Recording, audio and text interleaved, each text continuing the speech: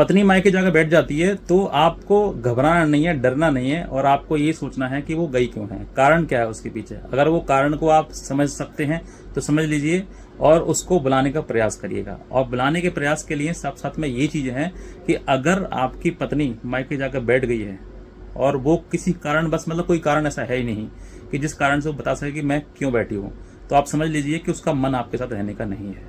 यानी कि वो आपको छोड़कर ही आपके साथ अलग मतलब मायके में वो ज़्यादा सुखी है, तुम्हारे साथ वो सुखी नहीं है। यानी कि वो आपको कहीं ना कहीं पसंद ही नहीं करती। आप उसको पसंद करते होगे लेकिन वो तुम्हें नहीं करती है। तुम्हारी वो पसंदीदा औरत है लेकिन तुम उसके पसंदीदा मर्द नहीं हो।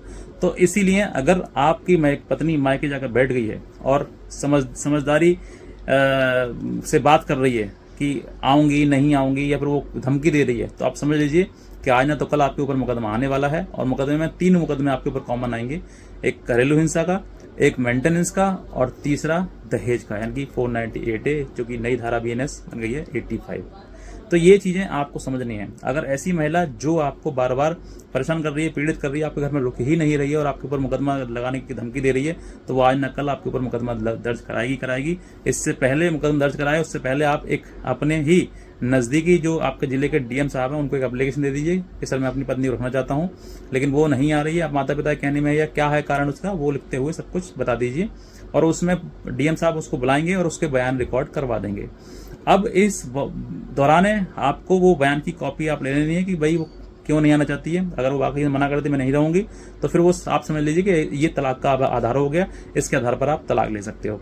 और अगर वो कहती है कि मैं आना चाहती हूँ, तो वहीं से आप DM साहब के यहाँ से आप ले आना और साथ में रखना। और फिर भी अगर वो बार बार मायके चली जाती है, बार बार वहीं वापस जाती है और मुकदमे करने की धमकी देती है, तो आप ये समझ लीजिए कि उसका मन आपसे जुड़ा हुआ है ही नहीं। वो आपको कहीं ना कहीं त्यागना चाहती है और आपसे अलग होना चाहती है। मनसा समझिएगा, क्योंकि बातों के पीछे और रिश्ता टूटने के पीछे कोई ना कोई बड़ी वजह जरूर होती है। उस बड़ी वजह को समझ लीजिए कि वो बड़ी वजह क्या है और उसी के अनुसार कार्य करना शुरू कर दिए। आपका जीवन या तो आपका ग्रस्त जीवन बस जाएगा या फिर पूर्णतः खत्म हो जाएगा। जीवन मतलब आपके ऊपर डिपेंड करता है कि आप किस तरीके का निर्णय ले सकते हैं।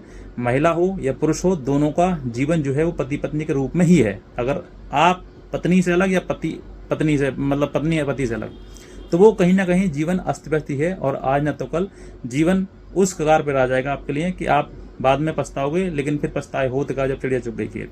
परेशान बहुत ज़्यादा हो जाओगे और बहुत ज़्यादा जीवन आपका व्यतीत हो जाएगा और बिगड़ जाएगा। तो मेरे एक उम्मीद है, आशा है आपसे कि आप जो है, अगर आपकी पत्नी बार बार मायके चली जाती है तो आप उससे कारण पूछ लीजिए। अगर वो रहना नहीं चाहती साथ में तो सेपरेट हो जाइए, लड़ाई झगड़े